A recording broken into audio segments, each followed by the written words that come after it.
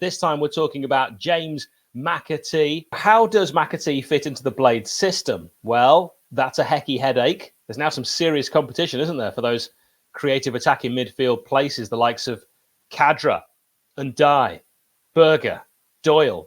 This is a season-defining signing.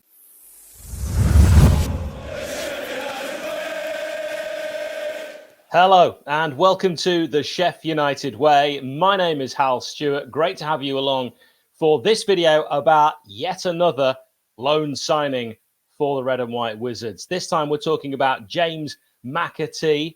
James John McAtee, to give him his full name, has joined Sheffield United on loan for the season from Manchester City. There is no option or obligation to buy, as you do sometimes get with loan deals, and as we have seen in the past. We understand Manchester City do have a recall option.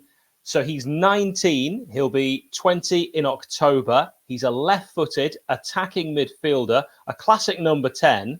This will be his first senior loan, and it's worth pointing out as well that he has signed a contract extension recently with his parent club, Manchester City, and that would keep him at Man City until 2026. This is most likely being looked at by Manchester City because they value him so highly as experience, but then recall at the end of his loan, hopefully, as he will be part of their long-term plans. That's how I think they're looking at this.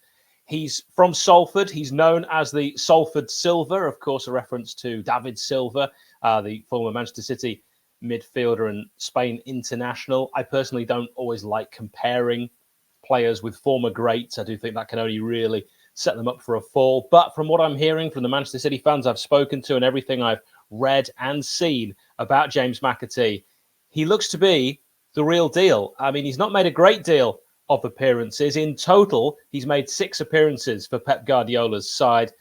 The midfielder made his Premier League debut as a substitute in City's 3-0 win over Everton last November. McAtee was also handed a taste of Champions League football in the second leg of the last 16 clash with Sporting Lisbon. He mainly played for the City under-23 side last season and ended the Premier League 2 campaign with 25 goal contributions in just under 2,000 minutes, and that is very good. In detail, in the Premier League 2 last season, 23 matches played, 18 goals scored, and he had 7 assists. He was also Player of the Year. No slouch. Apparently, United once again pipped other sides to the loan signing, with rumours suggesting the highly rated youngster was of interest to, and I mean serious interest to, Leeds United, Nottingham Forest, and Bournemouth, amongst others. We're talking here Premier League teams. And it's possible that Manchester City wouldn't want to have loaned him to a rival top-flight club. It's also possible the excellent relationship that Manchester City and Sheffield United have has helped seal this loan deal. They will no doubt have been impressed with how United handled Morgan Gibbs-White and how Morgan Gibbs-White took Sheffield United fans to his heart as well. They'll be hoping that we can replicate something similar with James McAtee. It's all going to depend on if he gets the minutes. James has represented England at various youth levels, under 18, under 20, and under 21, receiving his first call-up to the under 21 team in June of this year.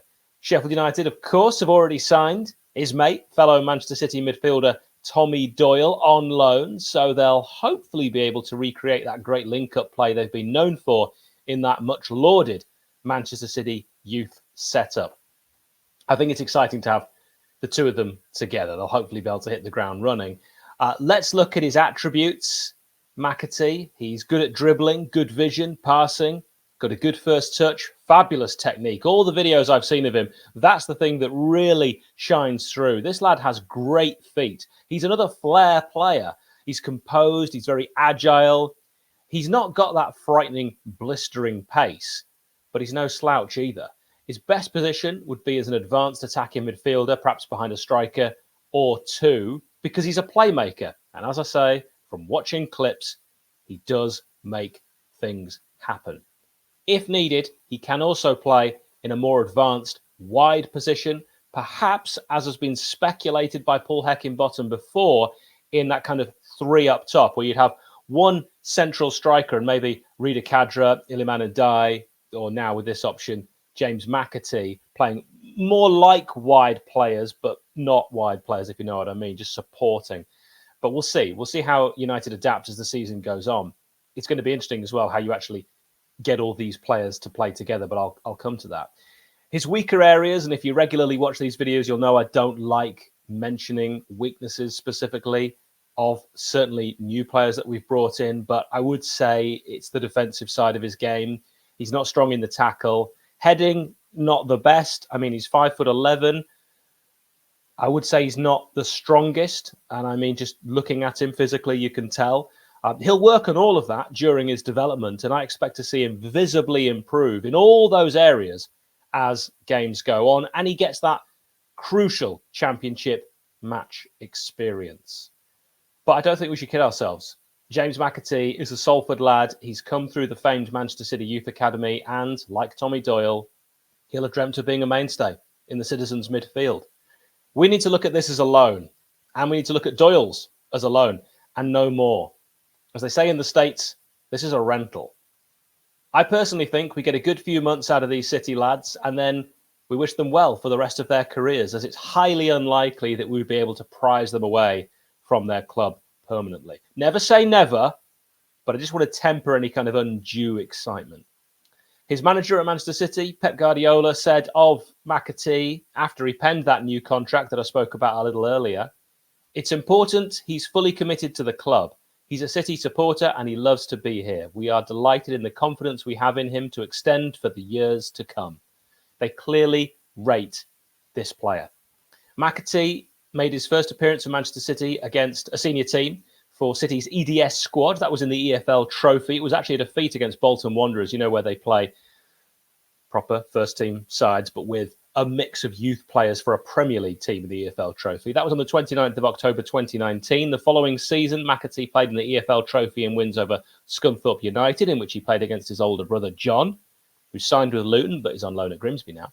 And he played against Mansfield Town, as well as in a defeat against Tranmere Rovers. In November 2020, McAtee scored in a 3-2 victory against Chelsea in the FA Youth Cup final, and subsequently scored 8 goals with 9 assists in 23 appearances as City were crowned champions of the 2020-21 Premier League 2 campaign. If we go back to the 21st of September 2021, McAtee made his senior debut as a substitute in City's 6-1 home win over Wycombe Wanderers, and that was in the League Cup, or the EFL Cup, if you want to call it that. On the 21st of November 2021, McAtee made his Premier League debut. That was as a substitute in a 3-0 home win over Everton. So how does McAtee fit into the Blade system? Well, that's a hecky headache. What do you reckon, Unitedites? There's now some serious competition, isn't there, for those creative attacking midfield places, the likes of 𝐍𝐸𝐶𝐸, Ndiaye, Berger, Doyle. The good thing compared to last season, in my opinion anyway, is we now have more creativity, more attack-minded players to select from. Last season, I felt there were times when we relied too much on Morgan Gibbs-White and sometimes as well on Iliman Ndiaye. But now there's a lot more to choose from. My co-host Nick has said of this loan, this is a season-defining signing. Maybe. Under-23 football is very different to the cut and thrust of the Championship. Personally, I think he'll thrive, but what do you think? Let me know in the comments, and don't forget, if you haven't already, like and subscribe.